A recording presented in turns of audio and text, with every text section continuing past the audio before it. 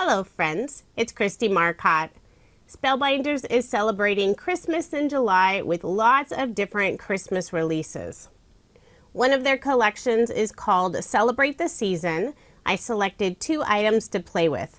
I have the stamp set called Many Merry Christmas Sentiments. It has all the different sentiments and the coordinating dies to go around the large Merry Christmas. I also have the die set Holiday Blooms, and this is packed full of dies. There are a total of 26 in the set. And this is similar to their previously released Be Bold Bloom set that was super popular. So now they have a fun Christmassy design. For my first card, I'm using an embossing folder from Spellbinders called Forevergreen. Can't really see it, but I've already embossed this black piece of cardstock. I want to bring out that lovely embossed design, so I'm using some metallic ink. This is Metallic Frost. It's by scrapbook.com, and I'm using a very fancy technique here by using my fingertip. So I'm just lightly touching the ink pad and then rubbing it over the embossed branches on the background. And now you can really see that beautiful design. And using the metallic ink, it now has this lovely shimmery finish. Once that's all finished, I'll put some ATG tape on the back and add my card front onto a card base. And all of my cards in this video are American Standard A2 size, 5.5 inches by 4.25 inches.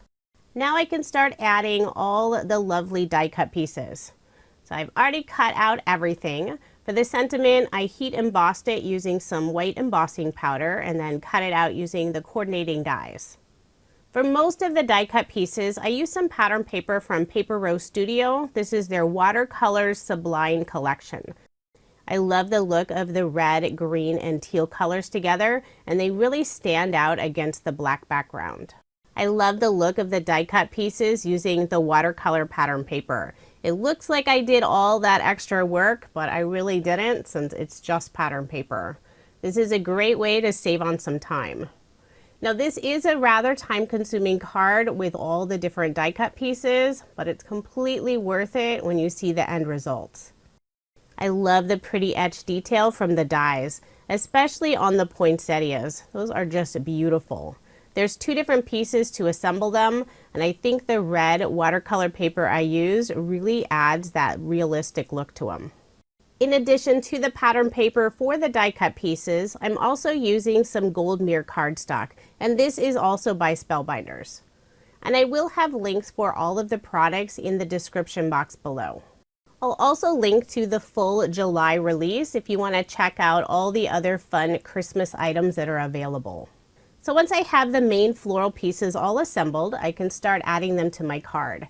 I am putting some foam dimension on the back of some of the pieces, and I'm using black foam dimension so it doesn't show through since I have a black background. I popped up the 2 poinsettia flowers and also the Merry Christmas sentiment. I'll put a couple of teal flowers in the upper right hand corner. Now I'll add in some leaves and little branches. When creating these little floral clusters, I find it easiest to attach the main flowers first. So the 2 red poinsettias in the lower left-hand corner and then the 2 teal flowers in the upper right-hand corner.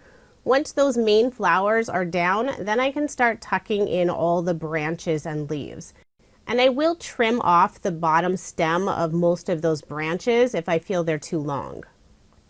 I'll just put a little bit of liquid adhesive on the very bottom of the branch. That way the top portion can still be loose and add that look of dimension. Christmas in July always seems like a good starting point for making Christmas cards. I know some people make them all year round, and I have in the past, but generally I don't start most of my Christmas cards until later in the year. Of course, by then I'm scrambling to get all of the cards I need, so I have enough for donation and also for myself. The more Christmas cards I make, the more often you'll see me use a poinsettia flower. Now that always brings up a little bit of discussion. I pronounce it poinsettia, other people pronounce it poinsettia without the ia on the end. And I've actually done a little bit of research about it, and both pronunciations are considered acceptable. I think it just depends on where you live or maybe where you grew up. I think they're beautiful flowers and I love to add them to my Christmas cards. So there is my finished card, and I did end up making a total of 2. They are slightly different since I can never get those arrangements exactly the same. I love how this card turned out. The colors look so vibrant against the black background. Now moving on to card design number 2. I'm using the same pattern paper, this time using a beautiful teal color for the background. I'm layering it on some dark teal cardstock, and just to be a little different, I decided to mat it in the very corner. And I'll do the same when I add that background to my card base. So I have that nice white border, a nice bold teal cardstock border, and then the pattern paper.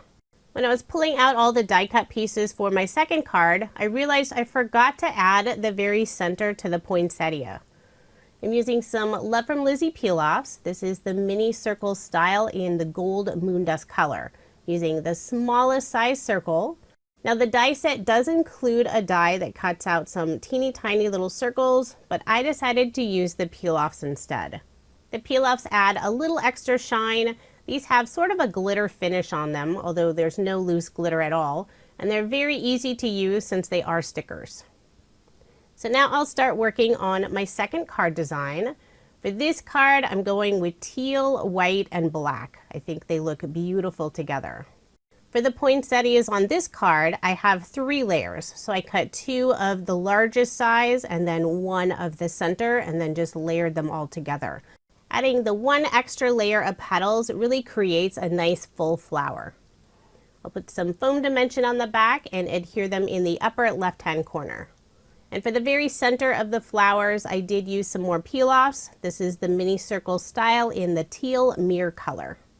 Now I'll start adding the leaves and foliage underneath the flowers. For some of the branches, I used some white glitter cardstock. I also have some teal mirror cardstock. The holly leaves and the small leaf die cuts, I used some more pattern paper, just a lighter teal color. I've already stamped and cut out the sentiment, Merry Christmas, Believe in the Magic. And I won't adhere that down until I have most of my flower clusters in place. For this card, I'm only using a small assortment of the foliage pieces. Plus, I'll only add 1 flower cluster this time. I have a larger sentiment since I added the Believe in the Magic underneath the Merry Christmas. I won't be popping up the sentiment this time. Instead, I'll use liquid adhesive and adhere it in place. Starting with the word Christmas, trying to make sure to get it nice and straight. I'll adhere the word Merry above Christmas, and then add the rest of the sentiment, Believe in the Magic, underneath the word Christmas more toward the right. I have just a few more branches to tuck underneath my flowers.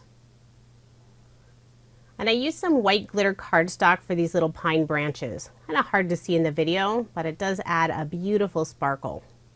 For a final finishing touch, I'll add some gem stickers from Spellbinders. This is their new Opal Color. Put a few of them around the flowers and the sentiment. And there is my finished card. Again, I did make 2 using this design.